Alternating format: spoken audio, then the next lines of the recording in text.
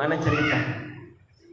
Itu kakaknya waktu mau mudik dari Jakarta menuju Brebes. Itu bawa teng-tengan, bawa tas. Nah, tasnya ini ketika turun dari bis nggak ada tasnya, ada yang ngambil. Akhirnya ngomong sama kondekturnya, ini tas saya mana kok nggak ada? Tas yang bagaimana cirinya? Yang begini-begini. Oh, kayaknya tadi turun di sana. Kirain itu tasnya bapak-bapak itu. Saya kan nggak tahu. Akhirnya dari perjalanan sampai menuju rumah masih belum terima. Kenapa? Karena isinya bajunya masih baru-baru. Jadi baru beli, antum bayangin baru beli, masukin tas terus hilang, belum dipakai. Kira-kira gimana? Mana bajunya mahal, iya kan? Kepikiran terus sampai rumah. Akhirnya cerita sama kakaknya, sama adiknya. Nah, cerita sama adeknya di hadapan adeknya. Ada adeknya namanya Ustadz Arifuddin. Nah, ini Ustadz Arifuddin ini muridnya Syekh Soleh Saifuddin di Malang. Ini beliau ini masya Allah orangnya tawadu. Nah, ketika diceritakan itu kata Ustadz Arifuddin ini, cerita sama Ustadz Arifuddin ini kakaknya ini, tas saya kenapa bisa hilang ya, sayang banget. Padahal masih baru, itu baju belum dipakai. Kan saya terus mau ngasih buat emak gitu, malah hilang, ngeluh terus, nyesel akhirnya. Akhirnya Ustadz Arifuddin ngomong, syukuri aja. Kalau sekiranya rezekinya pasti balik lagi, udah yakin aja. Kalau nggak balik, berarti bukan rezekinya ente. Nah, kira-kira kalau dikasih nasihat begitu gimana kira-kira? Enak wae mere nasihat gitu, orang gak capek-capek meuli. Kan gitu kalau kita. Itu jawabnya simpel begitu. Ternyata nih berapa hari kemudian? 3 hari. 3 hari kemudian itu tasnya balik lagi. Jadi ini yang ngambilnya itu bapak-bapaknya sudah sepuh.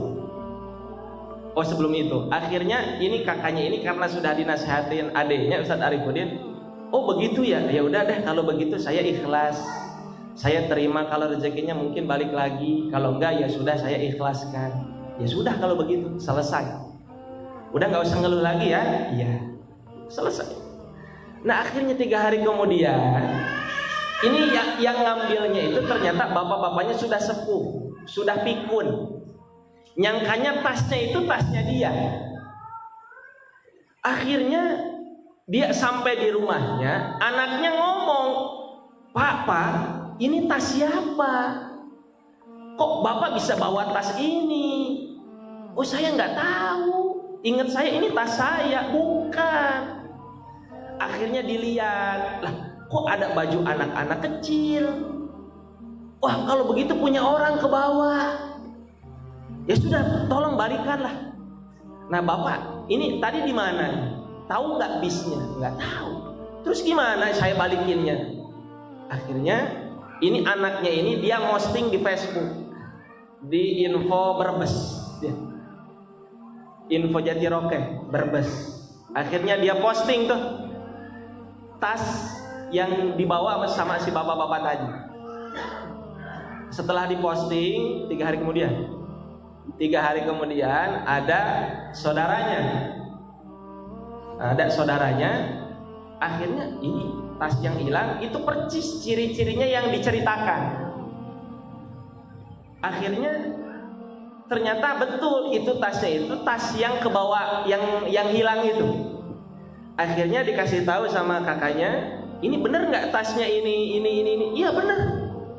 Akhirnya dihubungi lewat Facebook, akhirnya datang ke rumahnya. Ternyata nggak jauh rumahnya, dari Jatiroke ke Jatibarang, nggak jauh, deket ternyata.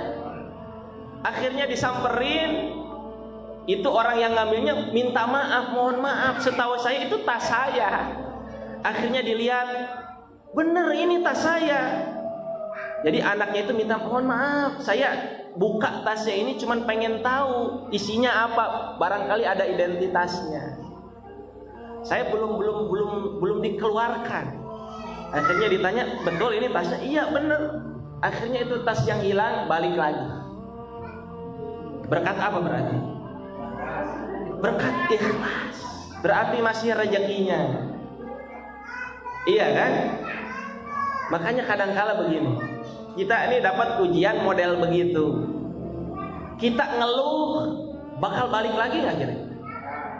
Belum tentu kan? Kita nggak ngeluh, bakal balik nggak itu barang? Belum tentu juga. Jadi mendingan ikhlas, kita terima, sandarkan kepada Allah. Kalau rezekinya harus balik lagi, kalau bukan ya sudah ikhlaskan, berarti bukan rezeki.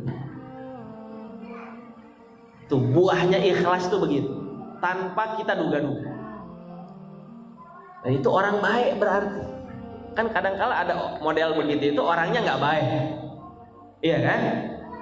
Nah itu buah ikhlas itu begitu.